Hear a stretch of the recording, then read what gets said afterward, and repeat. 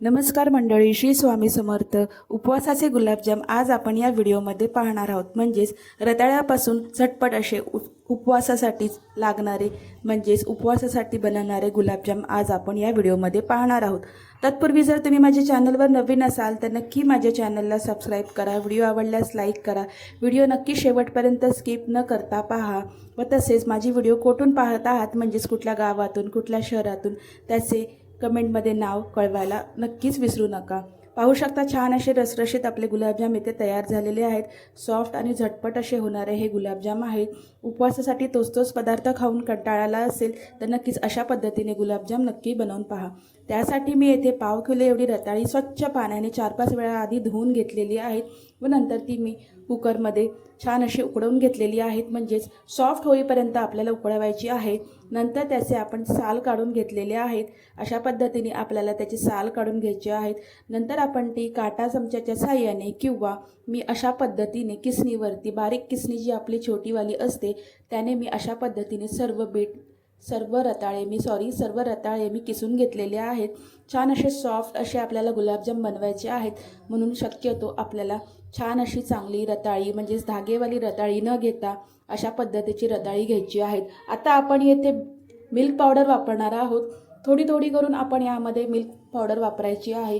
कारण जर milk powder जास्त झाली तर रताळ्याचे प्रमाण गुलाबजाम बनवताना ते थोडेसे नरम होऊ शकतात. म्हणून आपण थोडी मिल्क पावडर वापरून आपण येथे छान असं पीठ मळून घेणार आहोत. तुम्ही पाहू शकता पीठ छान असं मळलं गेलेलं आहे. त्यानंतर आपण तुपाचा हात लावून पीठ छान असं सॉफ्ट करून घ्यायचं आहे.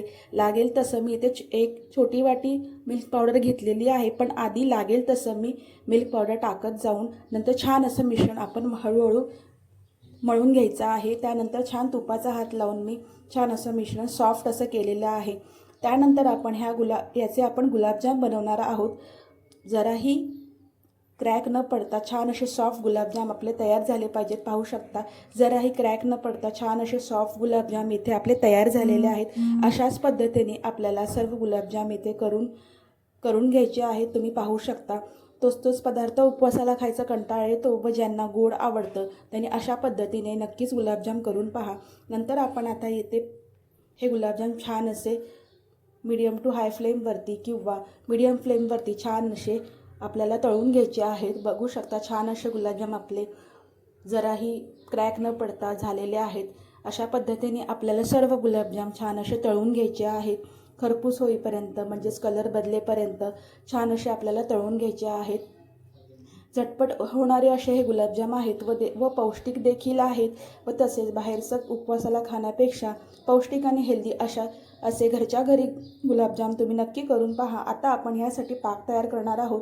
येथे मी छोटी 3 वाटी एवढे पाक बनवायचा आहे. म्हणून छोटे 3 वाटी मी येथे पाणी घालून घेतलेले आहे टोपामध्ये.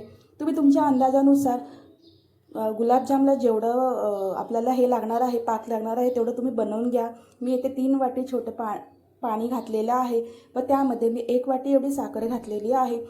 साखरेचे प्रमाण तुम्ही देखील अंदाजानुसार तुमच्या कमी जास्त करू शकता. कारण रताळे हे ऑलरेडी आपले गोड असतात त्यामुळे येथे साखरेचे प्रमाण थोडंसं कमीच मी येथे घेतलेलं आहे. त्या पाकामध्ये मी येथे 1 ते 2 वेलची टाकलेली आहे व नंतर छान असा पाक तयार झाल्यानंतर मी यामध्ये गरम पाकातच मी हे गुलाबजाम घातलेले आहेत. पाहू शकता मी हा गुलाबजाम लगेच काढलेला असल्यामुळे तरी देखील आपला हा गुलाबजाम सॉफ्ट झालेला आहे. पण आतून अजून तो मुरायचा आहे. तो आपल्याला रात्रभर भिजत ठेवायचा आहे. पाहू शकता छान असे रसरशीत गुलाबजाम आपले उपवासासाठी रताळ्याचे गुलाबजाम इथे तयार झालेले आहेत. नक्कीच व्हिडिओ कशी वाटली नक्की कमेंट करून सांगा. भेटूया नेक्स्ट व्हिडिओमध्ये. स्वस्त रहा, मस्त रहा. Bye bye.